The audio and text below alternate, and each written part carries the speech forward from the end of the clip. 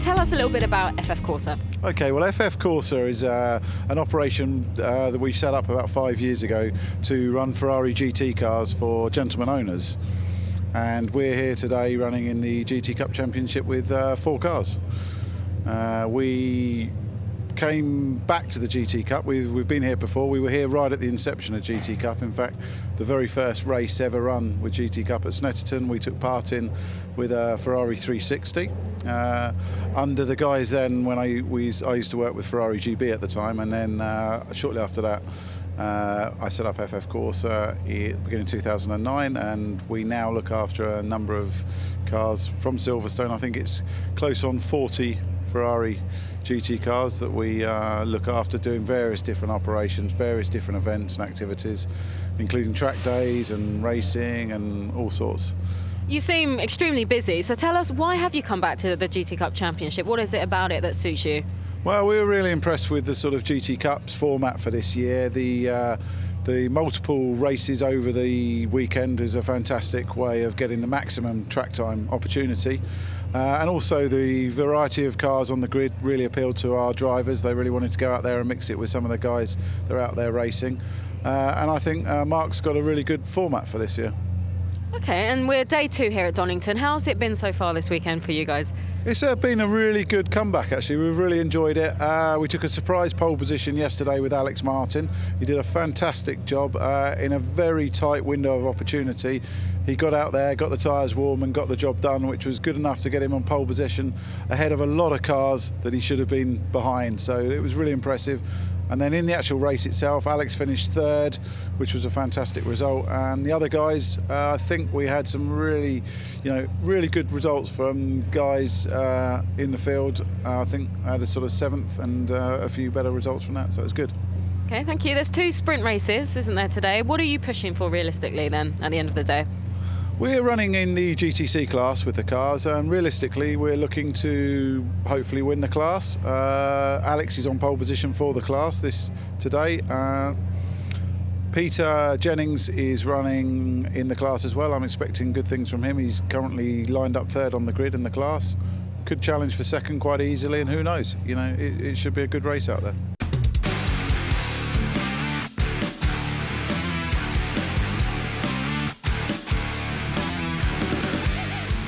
Here's the grid for race 3, final race of the weekend. Pole position and GTO going to Derek Johnston, Martin Short alongside, then Ian Dockerell and John Dillon.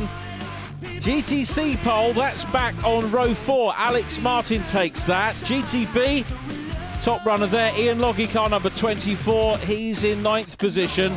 And GTA, Ben Tompkins in the 88 Ginetta. He lines up on the outside of row 7. The lap times in this race determined by the fastest laps in the first of the sprint races.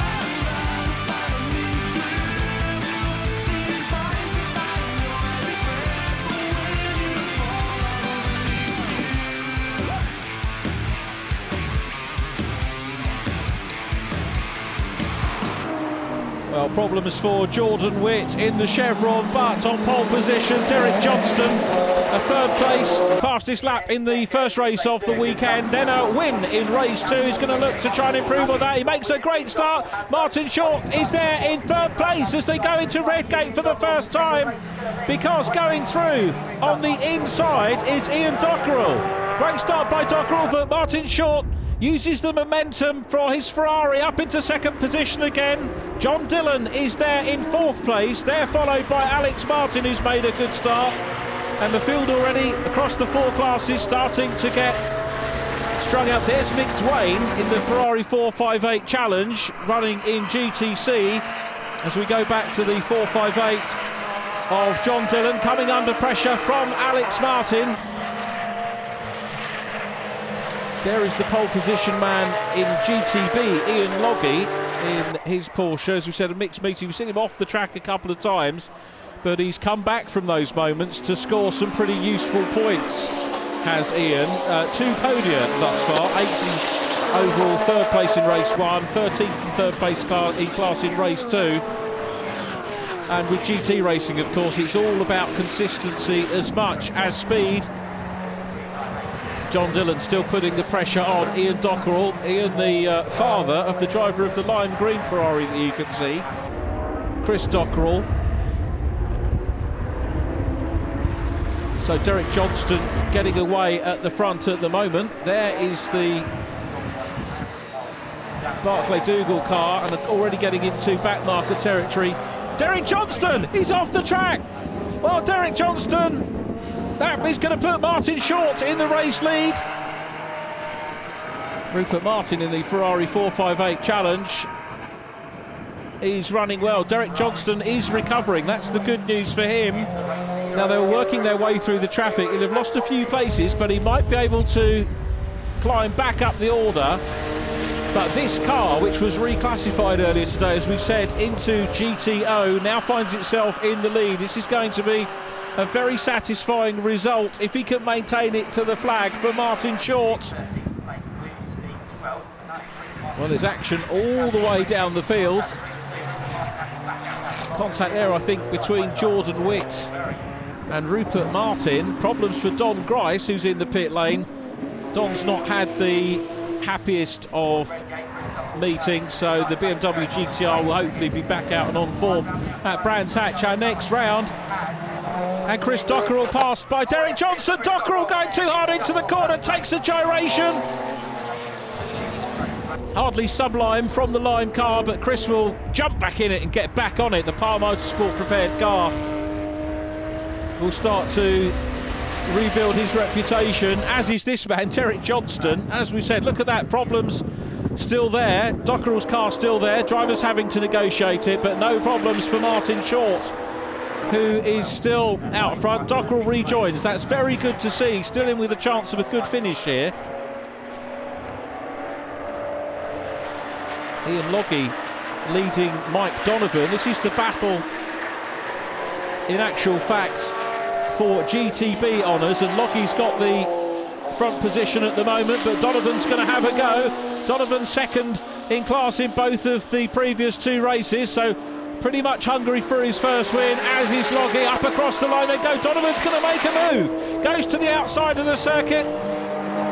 There is Chris Dockerell still continuing to make progress. There's a spin for the chevron there of Darren Nelson. Waved yellows out, no overtaking on that part of the circuit. I think the chevron will probably rejoin, as Chris Dockerell did earlier on. There it is. So the chevron back on track. The yellow flags will be withdrawn. So Dockerell making a very good recovery drive, and in actual fact heading up towards 5th position, but there's no catching at the moment Martin Short. Now, interestingly, it's Derek Johnston that's got the fastest lap of the race so far. That was back on lap 4. But Martin Short on his way, heading towards the checkered flag. A flash of the lights up, trying to get David Barker out of the way. He's got to try and squeeze through. That was very tight indeed.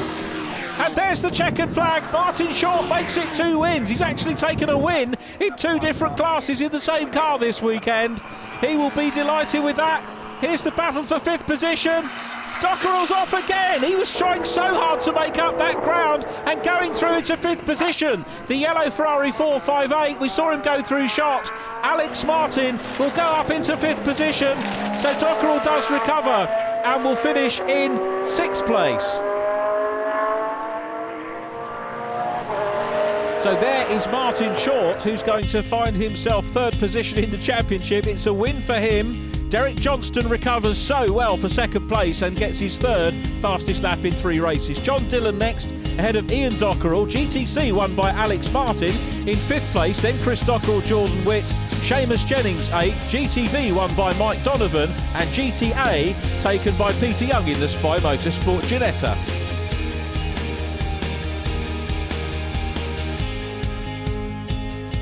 Alex, perfect end to a weekend for you, really. Yeah, it was good. We got the car working a lot better. I enjoyed that a lot more. Still didn't have what it took to keep up with the big boys up front. Obviously they got more horsepower and more aero, but I managed to sort of really hang on, so at least I could see him this time. Congratulations, Michael. Some really close racing out there today. Yeah, that was great fun. It's always nice to chase and put some pressure on the guy and got through into the lead.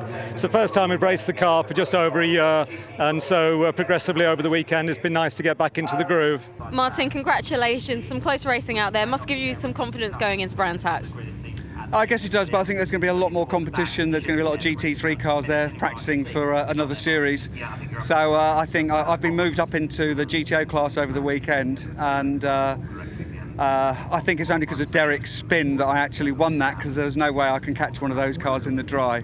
But all in all, it's been a fantastic weekend, and looking forward to the next outing.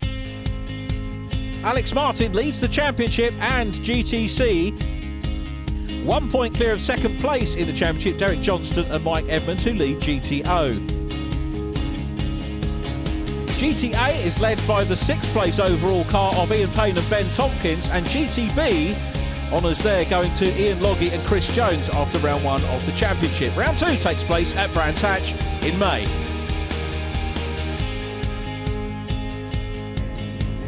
What an incredible 2 days here at Donington Park, and a huge congratulations to the drivers that made it on top of that podium. The next 2 rounds will be at Brands Hatch, so don't forget to join us then for some more GT Cup action.